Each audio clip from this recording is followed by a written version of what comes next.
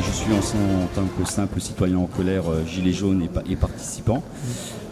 À savoir que c'est l'ADA, donc cette organisation qui permet de regrouper toutes les assemblées générales qu'il y a en France.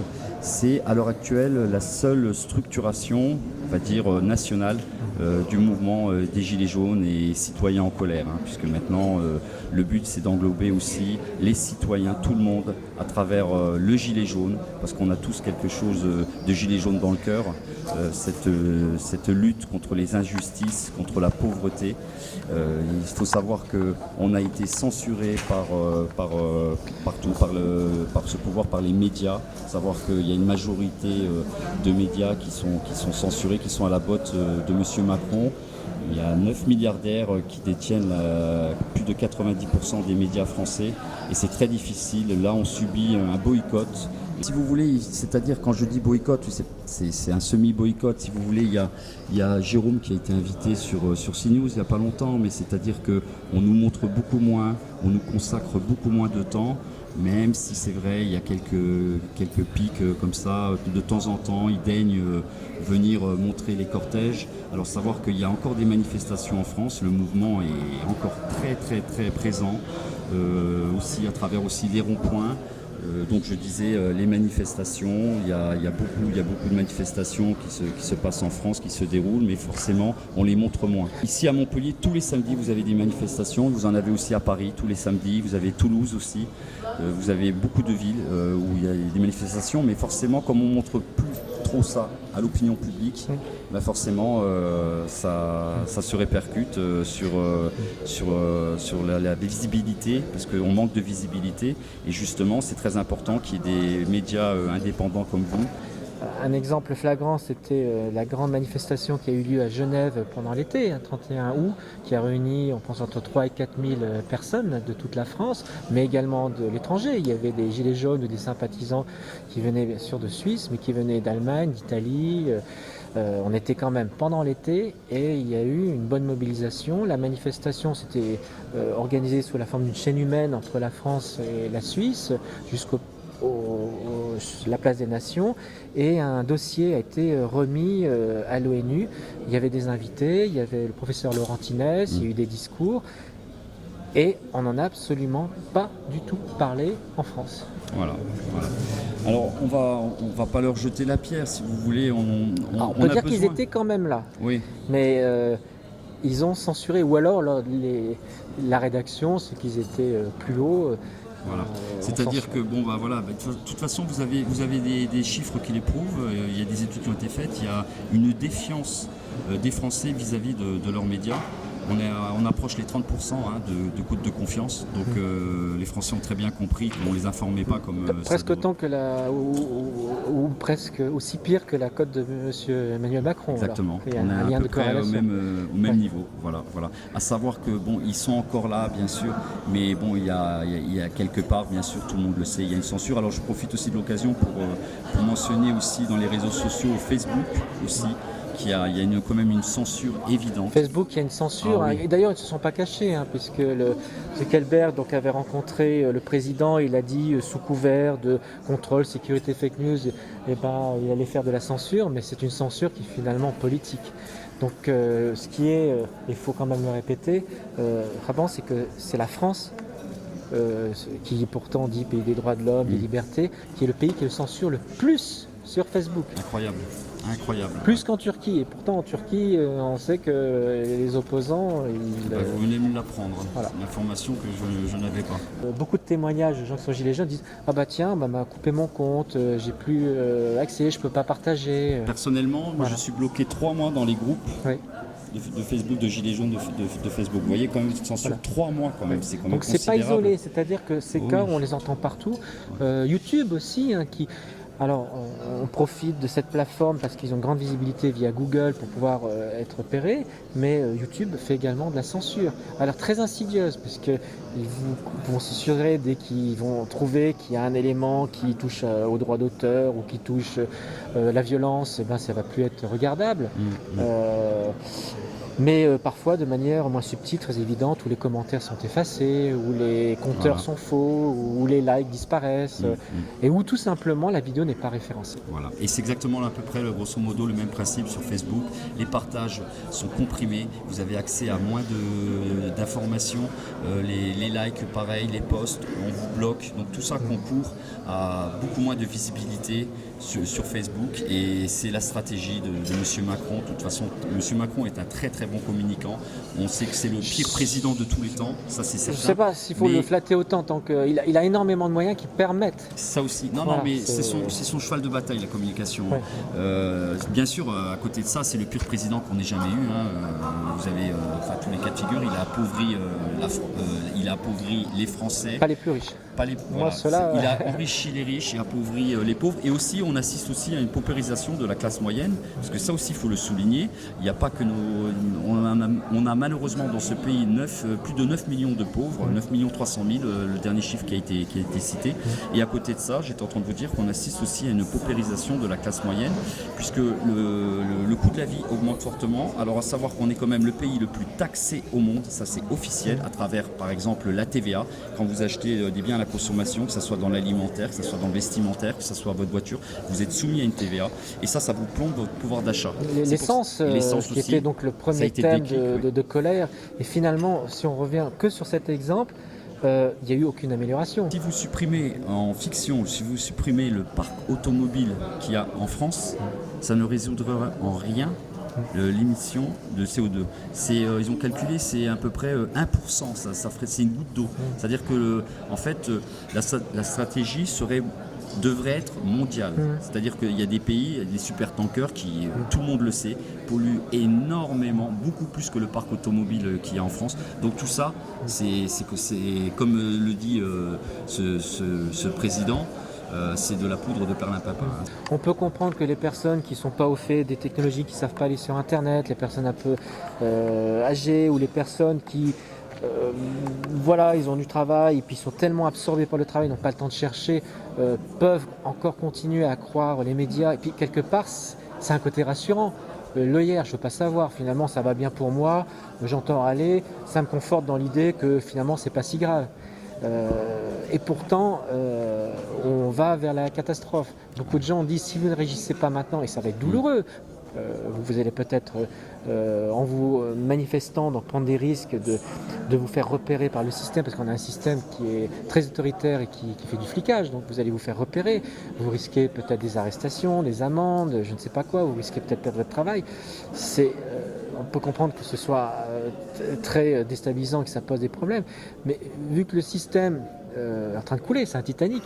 Justement, ce mouvement de révolte populaire, il s'associe justement au monde des écolos, parce qu'on peut associer justement la fin du monde à la fin du mois. Vous voyez, c'est quelque chose qu'on peut travailler ensemble. Justement, les deux vont de pair, de toute façon. Mais c'est un problème de répartition, c'est pas un problème. Au niveau individuel, on le disait tout à l'heure, même si tout le monde arrêtait, même les plus extrémistes, finalement, c'est la faute de l'homme, il n'a qu'à disparaître. Mais faire disparaître des pauvres, ça ne réglerait pas le problème, puisque ceux qui polluent le plus et qui sont vraiment dedans et qui pourraient faire des efforts ne veulent pas le faire. Exactement. Et on fait tout aussi en sorte pour qu'ils échappent à ces problèmes. C'est vrai qu'on ne montre plus les images de cette révolte populaire.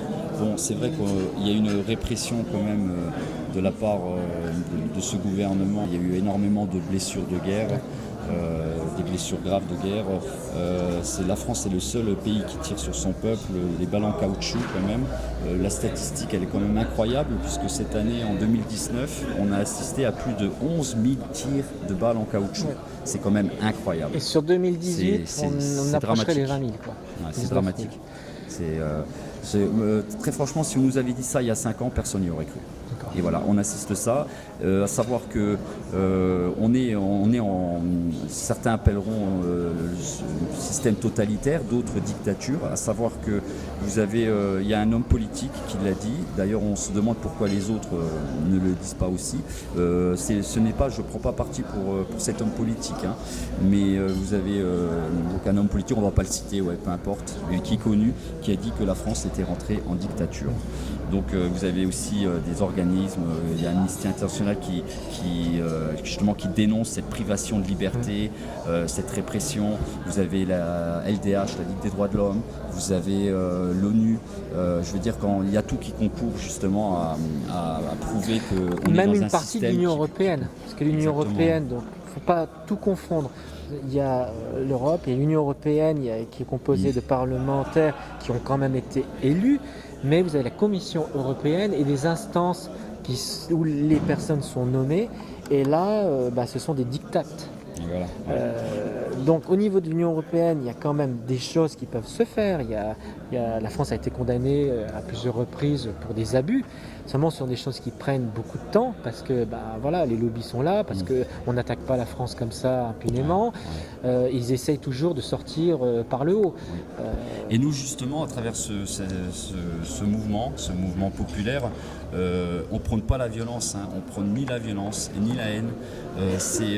On subit un acharnement, on demande simplement du mieux vivre, le droit de vivre dignement avec des salaires conséquents qui sont en adéquation avec cette augmentation du coût de la vie liée aux taxes. Encore une fois, tout se rejoint, on est le pays le plus taxé au monde. Et pourtant l'argent, on pourrait le trouver, il y a des solutions. On ne va pas en parler maintenant, parce que c'est un problème de distribution, c'est un problème aussi que le système économique actuel il est basé sur une supercherie, de la dette qui est légitime, qui monte sans cesse. Il suffit de changer de paradigme et de dire c'est plus de la dette, on peut les effacer, parce que de toute façon la dette n'est pas du côté des États et donc des gens, la dette est du côté des banques et des financiers.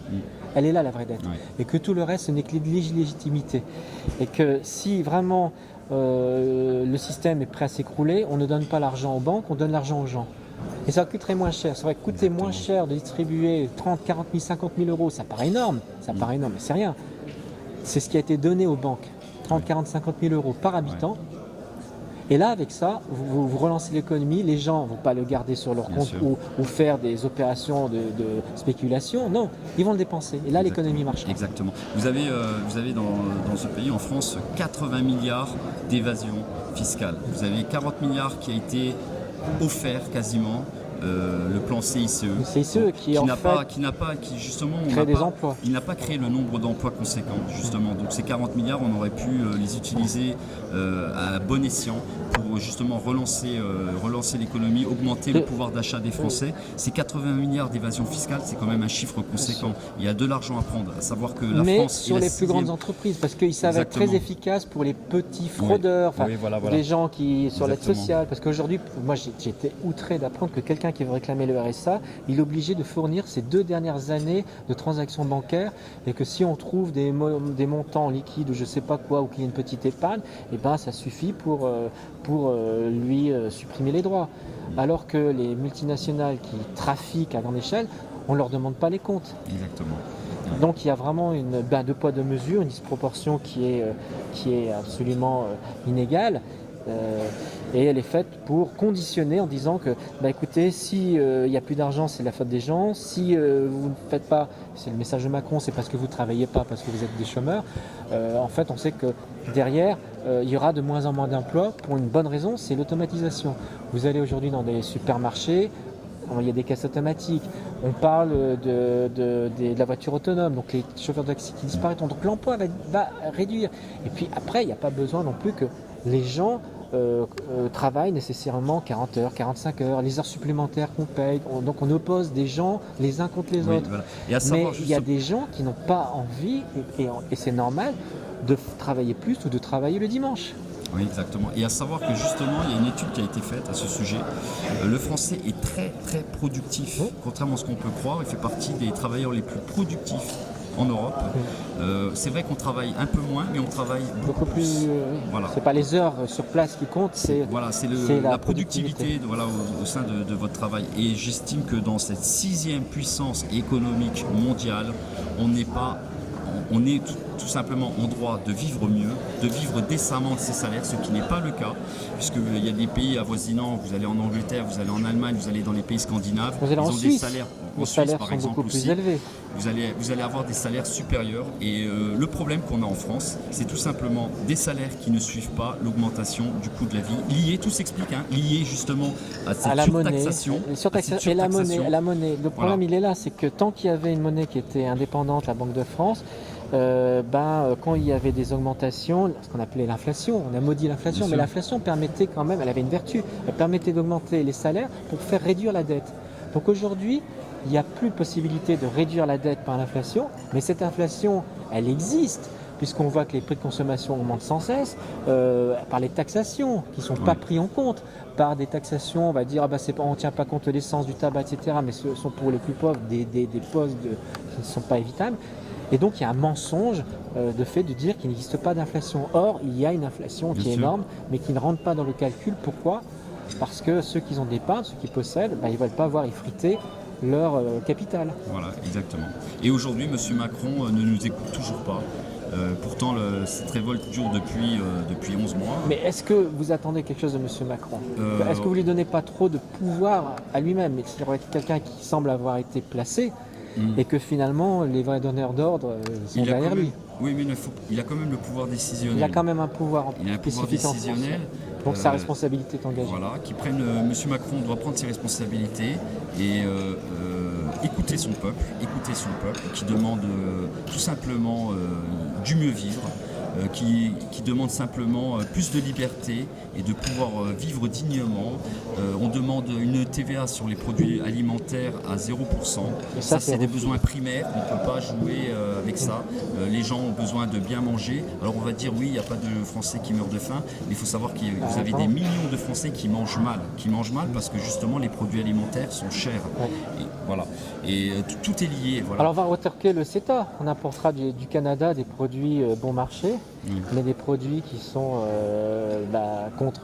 anti-écologiques, vu le transport et puis vu les conditions de production qui ne respectent pas les règles au niveau sanitaire, au niveau GM, au niveau chimique. Et puis c'est une aberration, un pays comme la France qui peut s'autosuffire d'aller chercher des aliments de moins bonne qualité ailleurs.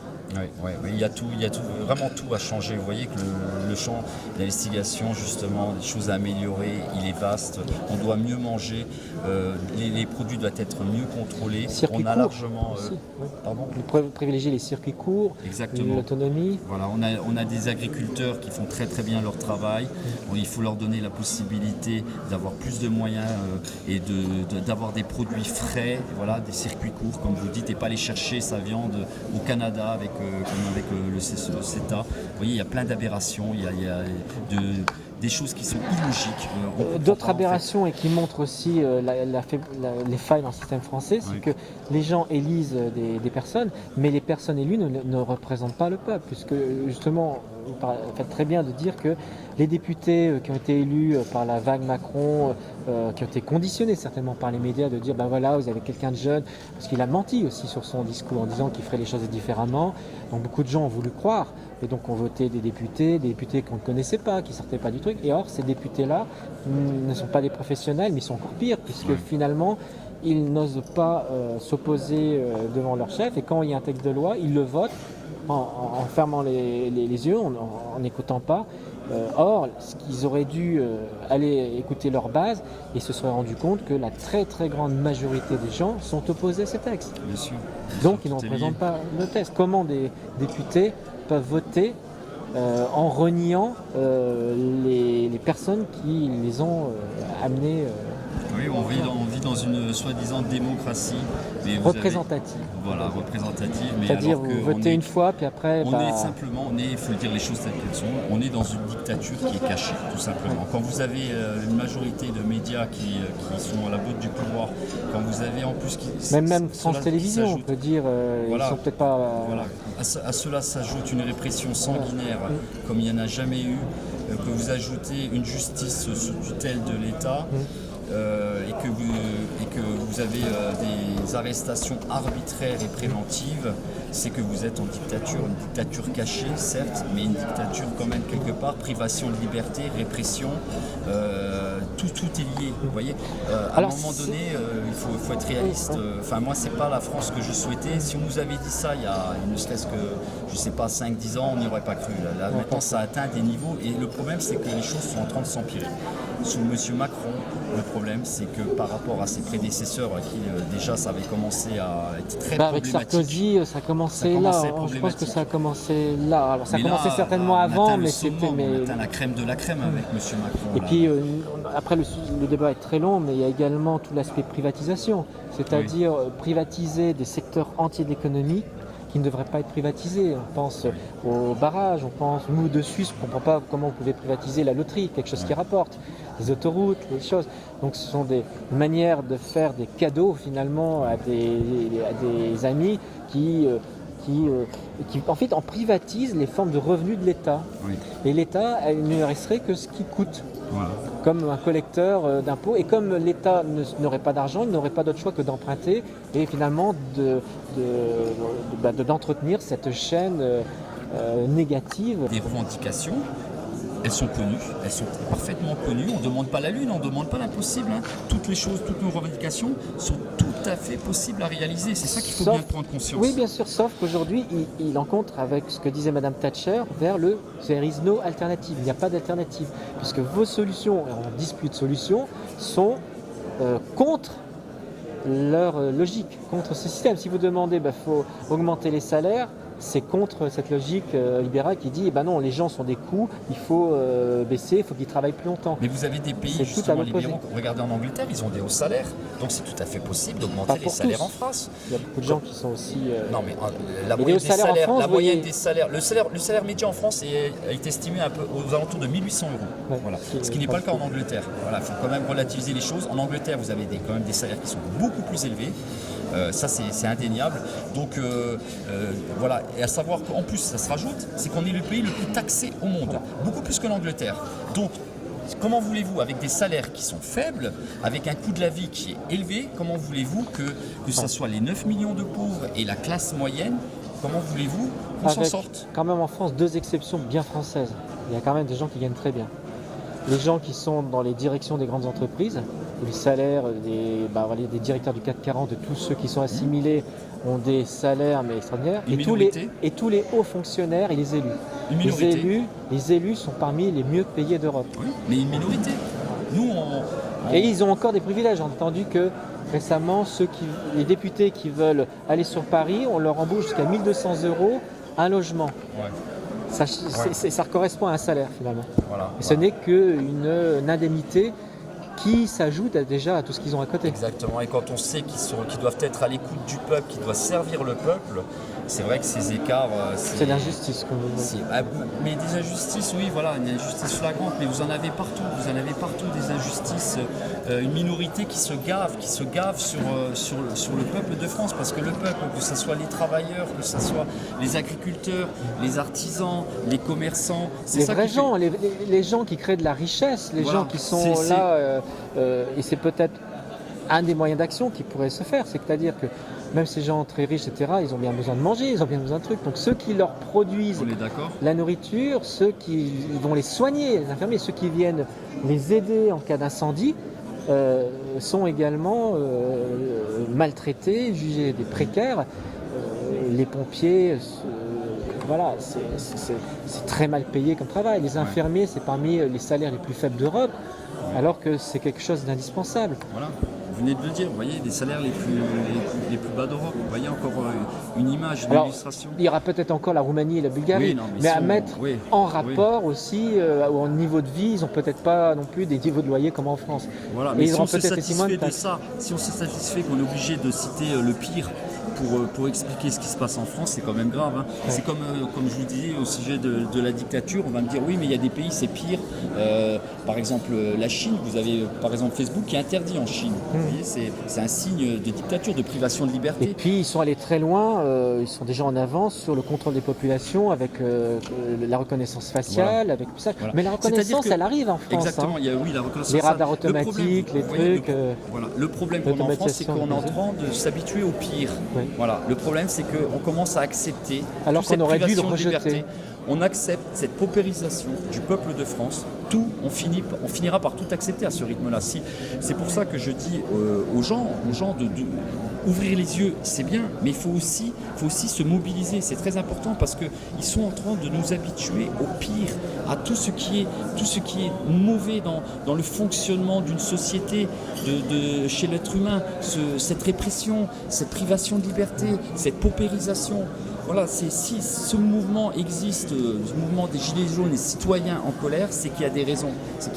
Et je vous assure que c'est loin d'être fini, contrairement à ce qu'ils veulent faire croire à travers les messages qui sont propagés de partout, tous les médias qui sont à la botte de Macron. La réalité, elle est ici, vous la voyez, c'est TADA, c'est une structuration qui se fait, donc il y a les énergies qui se mobilisent. Donc ça réfléchit.